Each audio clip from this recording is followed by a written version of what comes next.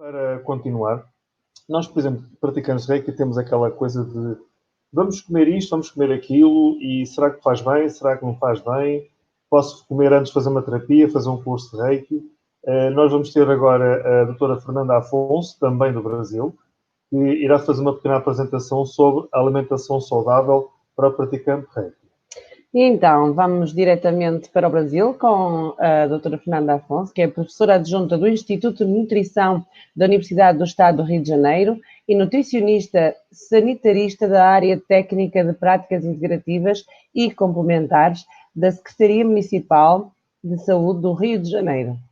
Atua nas atividades de nutrição e alimentação infantil, formulação de projetos de extensão e protocolos sobre Reiki e outras PICs. É terapeuta e mestre em Reiki desde 2014, é filiada à Associação Portuguesa de Reiki desde 2018, Prémio Ayashi de Investigação Reiki 2018, Prémio Cátia Arnaud de Inovação Reiki em Hospitais em 2019. Boa tarde, doutora Ana. Boa tarde, dona Fernanda. Olá. Estão me ouvindo bem? Está quase. Olá, boa tarde, dona Fernanda. Olá, boa tarde. Está ouvindo bem? Estou ouvindo bem, com um pouco de retorno, e que bom que vocês estão me ouvindo. Eu vou compartilhar minha apresentação e agradeço o convite, agradeço ao Núcleo Penafiel, Nuno, Cláudia, muito obrigada. Agradeço à Associação Portuguesa de Reiki, na pessoa do João Magalhães, da Silvia Oliveira.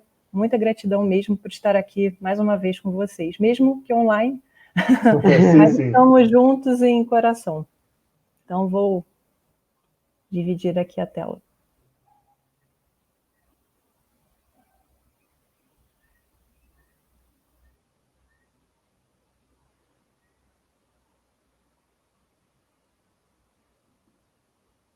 Estão a ver? Ainda não. Está. Está bom? Estão a ver?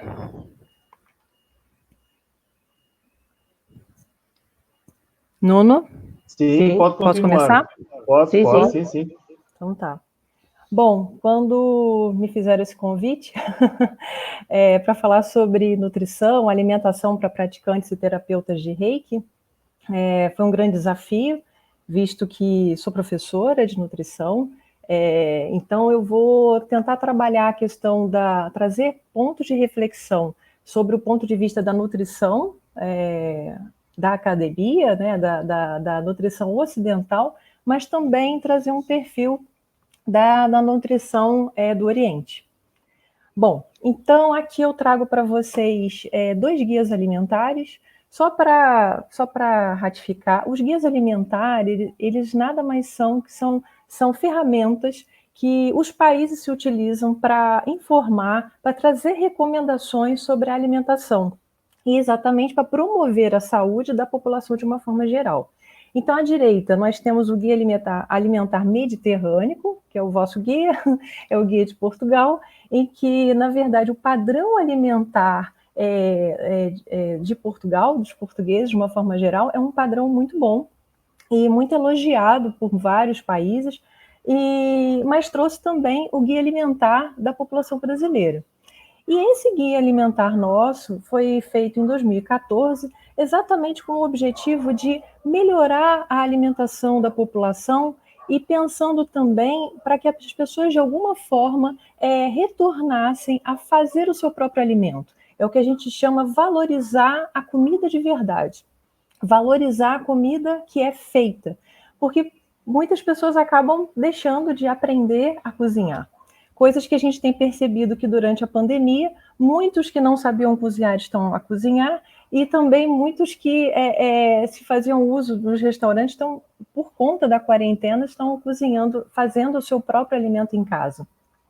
Então, esse guia alimentar ele foi feito com esse objetivo de melhorar a alimentação da população, visto que, nos últimos dados, pelo menos 60% da nossa população, ela apresenta algum grau de excesso de peso. Quando eu digo isso, é levando em consideração a obesidade ou sobrepeso ou pré-obesidade, como vocês chamam.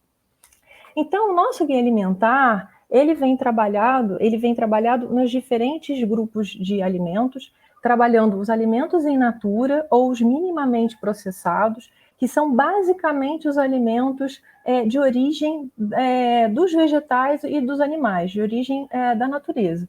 Então, a gente tem as frutas, as leguminosas, as verduras, os legumes, os tubérculos, leite, ovos, carnes em geral, e não podemos esquecer na parte da direita a água. A água é fundamental para o nosso consumo diário. É importante a gente beber água sempre, de preferência não esperar ter sede. Estar sempre bebendo água, sempre com uma garrafinha de água do lado, principalmente para nós terapeutas em Reiki. E, na verdade, o que os guias alimentares preconizam para a população em geral, e eu posso dizer para nós, praticantes de Reiki, são os melhores alimentos para que a gente possa consumir. São os alimentos in natura, em que, mesmo os minimamente processados, são aqueles que a indústria apenas faz uma limpeza, uma moagem, coisas simples, que é o que acontece com os feijões e os cereais. Já os alimentos processados são alimentos em que a indústria, de alguma forma, adiciona sal, açúcar ou algumas substâncias para conservar mais o alimento, em que a gente pode até fazer uso, mas um uso não tão acentuado. No caso, vocês podem ver, temos os pães, os queijos de uma forma geral, os laticínios de uma forma geral e as conservas. A grande questão dos guias alimentares é em relação aos alimentos ultraprocessados. Os alimentos ultraprocessados são os alimentos em que a gente mais tem receio, porque eles têm uma relação muito forte com as doenças crônicas não transmissíveis. Por quê? Porque a indústria, ela fabrica, ela estrutura esses compostos alimentares com uma utilização muito grande de sal ou de açúcar e de substâncias não alimentares, que é exatamente para realçar o sabor do alimento, dar cor ao alimento, dar um aroma. Então, às vezes, a gente vai consumir um suco, que eles dizem de refresco em pó, na verdade, de manga. O que tem de manga não é quase nada. O que tem ali são aditivos alimentares para parecer que tem gosto da fruta, para parecer que tem a cor da fruta. Então, realmente é muito preocupante que a nossa população tem consumido muito esses alimentos.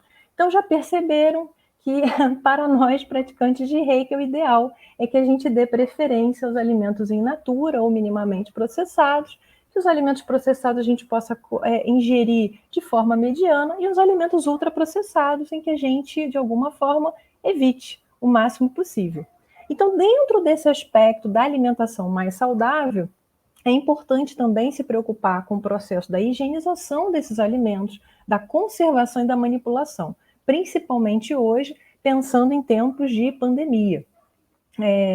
Comer em ambientes apropriados, tranquilos, calmos, estimular a comensalidade de comer com outras pessoas. Lógico que em tempos de pandemia, o ideal é que a gente favoreça até as pessoas do nosso núcleo familiar ou até mesmo marcar um horário online para que a gente possa comer junto com outra pessoa.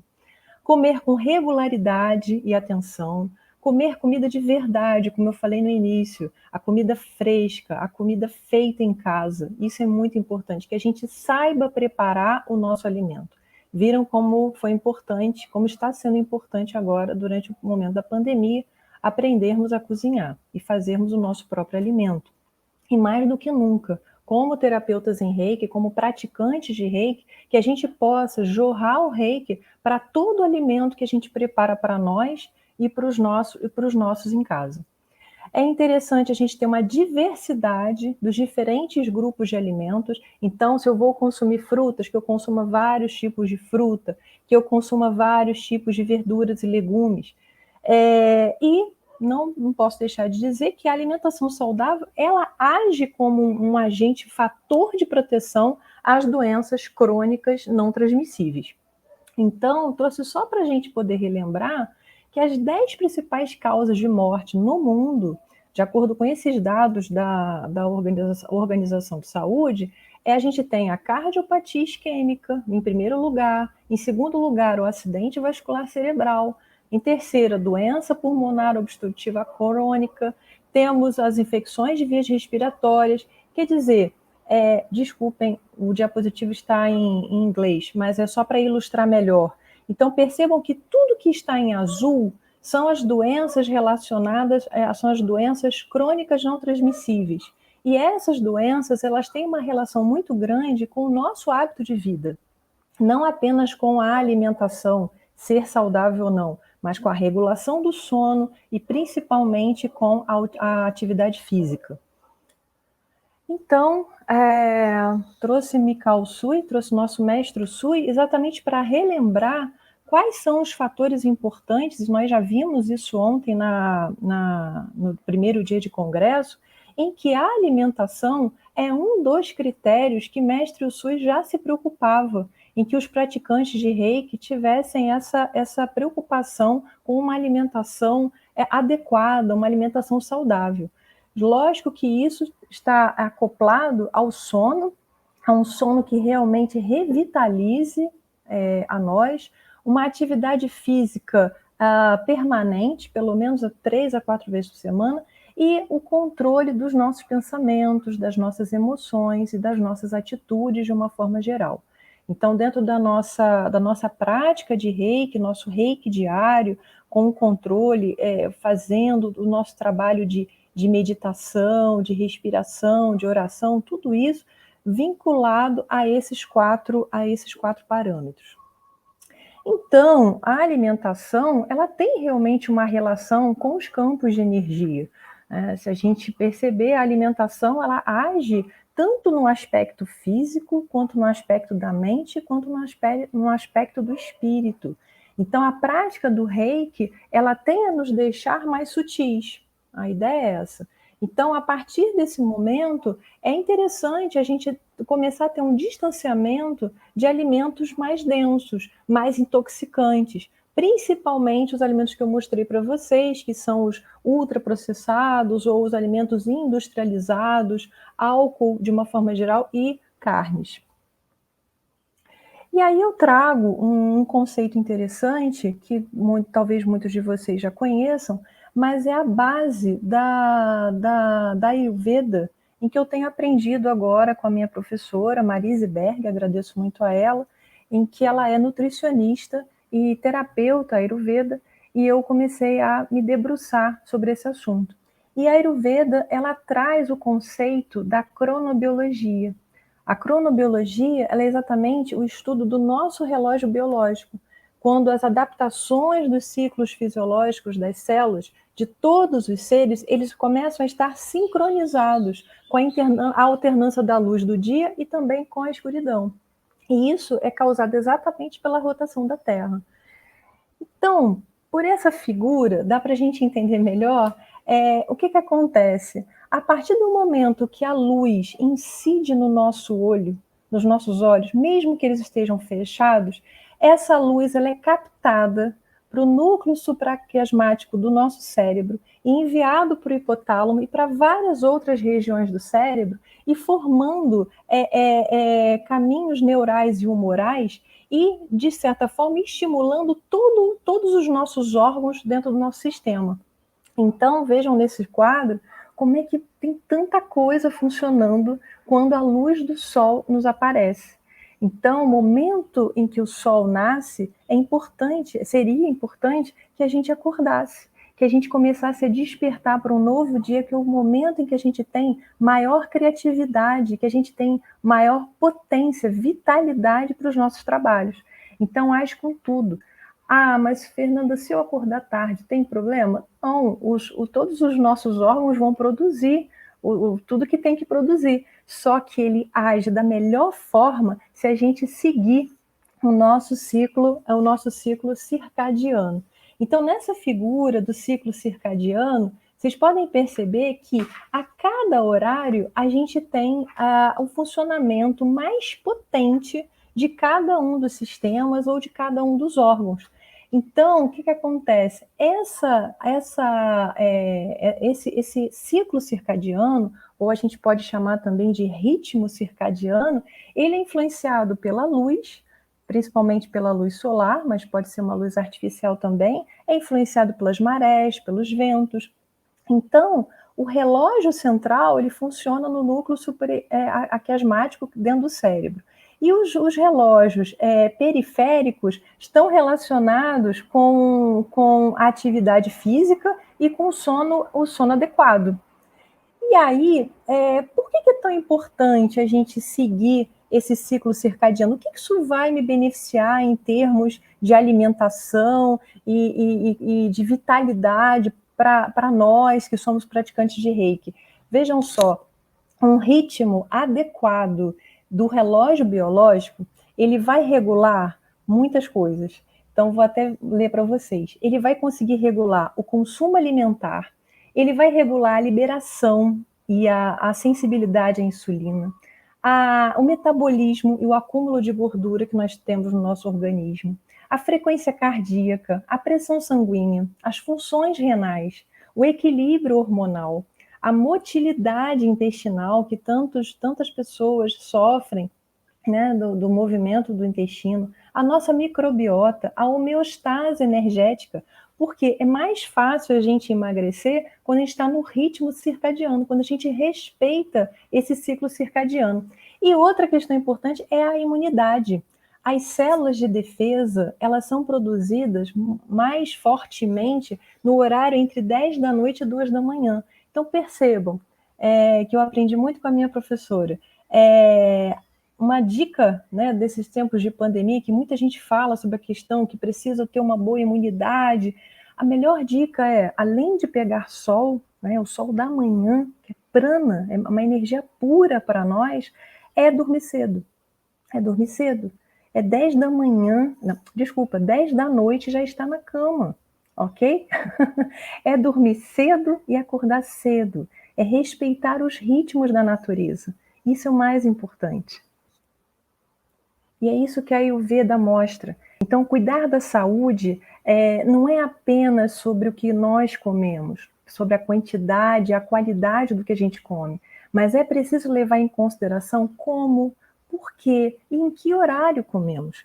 Então, na verdade, a nutrição, a Ayurveda, ela leva em consideração, a crononutrição, ela leva em consideração não apenas os aspectos do ritmo do dia, mas ela também leva em consideração os ritmos das estações do ano.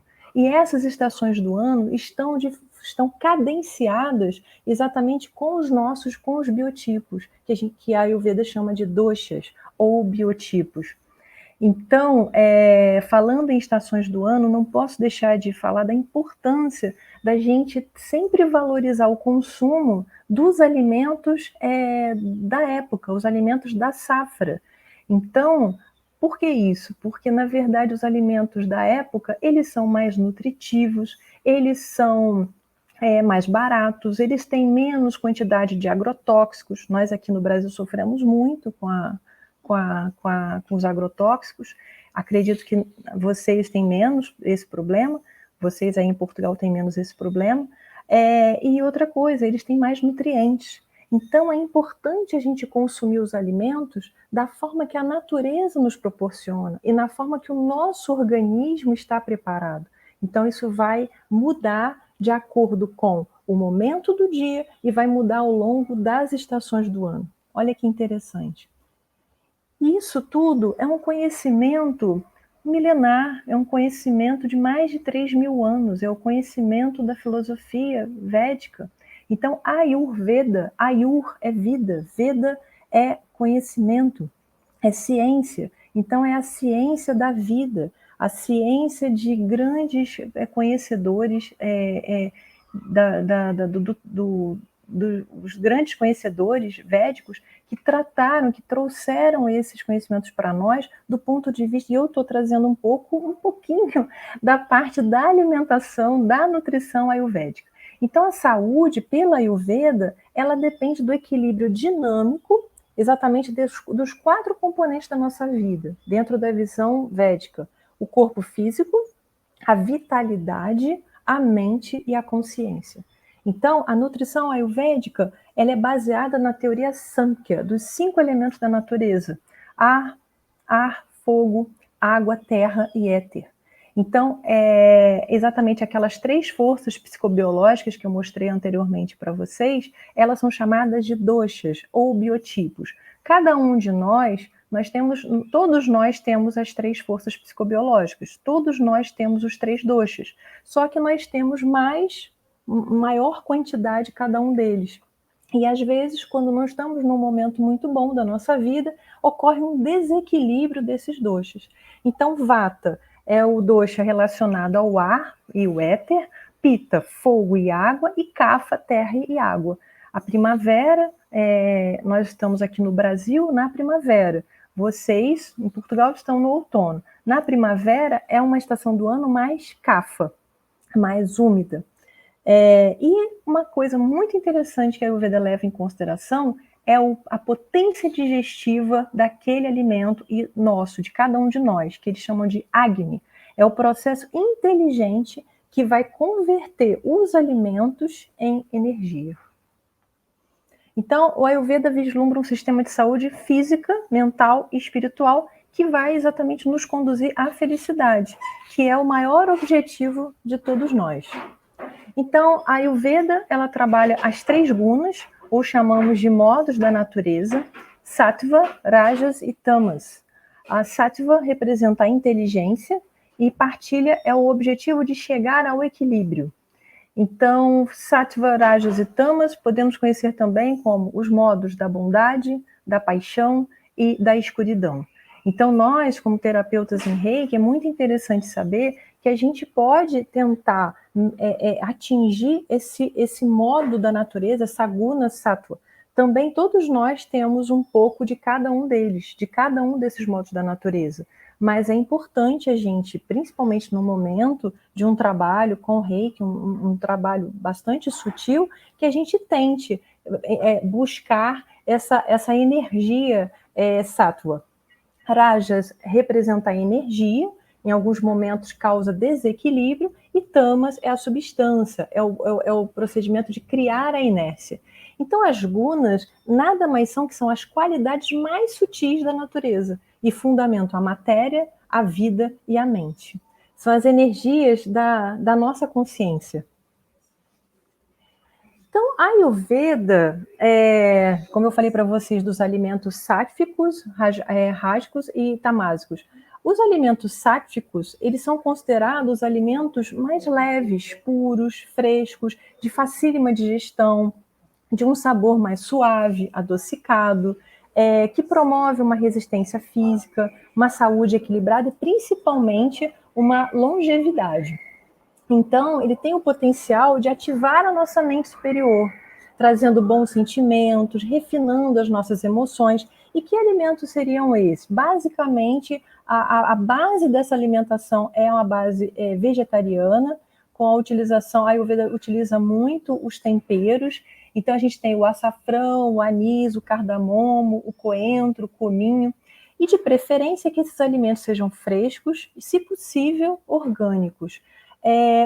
Nos alimentos sátvicos não entram as carnes, pois as carnes são consideradas pelo conhecimento védico em que a gente não quer trazer sofrimento para os animais. Já os alimentos rajássicos, eles aumentam o fogo e promovem a extroversão. É o movimento para fora, a criatividade, a agressão, a paixão naquilo que a gente precisa fazer. Então, de modo geral, são excitantes e estimulantes do sistema nervoso. Eles vão estimular a energia vital, a atividade mental, são indicados para caso o indivíduo se encontre num estágio muito letárgico. Então, os alimentos rajásicos, eles não são ruins. Eles, às vezes, são bastante necessários e podemos também consumi-los, principalmente para aquela pessoa que é muito, muito calminha, muito quietinha e está num processo de inércia ou até mesmo de desequilíbrio energético. Então, quais seriam esses alimentos rajássicos? A gente tem os leites pasteurizados, os iogurtes, os alimentos frios, bebidas geladas, biscoitos, pães, café, todos os alimentos estimulantes, alimentos apimentados, as pimentas de uma forma geral, o gengibre, o vinho, a cerveja, as bebidas alcoólicas, de alguma forma, estão nesse grupo. Já os alimentos tamásicos, de modo geral, eles já são pesados. Eles já têm uma difícil digestão, causam um grande processo de fermentação, aumentam a nossa confusão mental, embotam a nossa consciência. Então, eles têm uma tendência a deprimir, a induzir a inércia, a impulsividade, a emoções inferiores, tá? A um desequilíbrio, os alimentos tamásicos. Então, que alimentos seriam esses, né? Basicamente, alguns tipos de alimentos em pó, alimentos industrializados de uma forma geral, porque eles não têm a energia da natureza em si. As bebidas alcoólicas, se forem em excesso, comer em excesso é um processo tamásico. E as carnes e os ovos são considerados também alimentos tamásicos. Então, até mesmo a própria forma, o modo de preparo também pode atribuir um efeito sutil tamásico ao alimento. Então, alimentos preparados em micro-ondas, a inclusão de substâncias tóxicas em geral no alimento, os fast food, as comidas requentadas, os alimentos congelados, tudo isso. Por que se explica dessa forma? Porque eles têm pouca energia. Não o nutriente em si, do ponto de vista biológico que a gente aprende, mas do ponto de vista da energia da natureza, é o prana. E aí eu trago uma visão de Platão na sua obra Timeu, só para complementar o que a gente falou, só que eu já estou terminando, que Platão colocava que as doenças, elas surgem da enfermidade da alma. E que deve haver uma harmonia entre a alma e o corpo. E ele já colocava que a melhor forma de prevenção das doenças é a atividade física mais uma dieta adequada. E eu chamo aqui de dieta adequada uma alimentação saudável, como eu trouxe durante toda a apresentação. Então, é importante cultivar a parte mais superior da alma. E a alimentação, fico feliz que faz parte desse processo. Platão tinha uma colocação muito interessante que eu gostei e quero trazer para vocês, em que ele falava que da boca dos homens só devem entrar alimentos bons e puros, saudáveis, que realmente nutram o nosso corpo e nutram a nossa alma. E da boca dos homens só devem sair palavras de sabedoria, que realmente enalteçam as virtudes em nós. Bom, conclusão. O que eu posso concluir? É que eu trouxe todas essas reflexões para vocês sobre o aspecto da nutrição.